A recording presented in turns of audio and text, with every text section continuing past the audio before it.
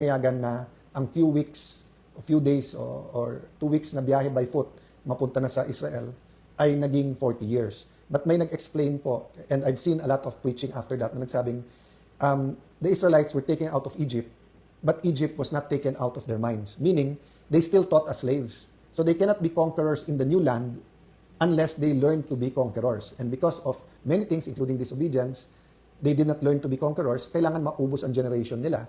Kaya yung new generation na ang pumasok. So when natapos yung martial law, nagkaroon ng new constitution, sabi ng iba, hindi nawala yung corruption, na decentralized lang. So dati centralized sa Malacanang at sa executive ang corruption. Ngayon may corruption sa legislative, sa konsehal, sa barangay, businessman, yun din ang sinasabi. Dati I just have to contend with the USEC, naging director. Dati I just have to contend to the mayor, ngayon panay barangay captain. So nandiyan yung mga problema. But the question is, after 40 years ng EDSA revolution, is the new generation, kami na yon, mga martial law babies, ready to turn over to the next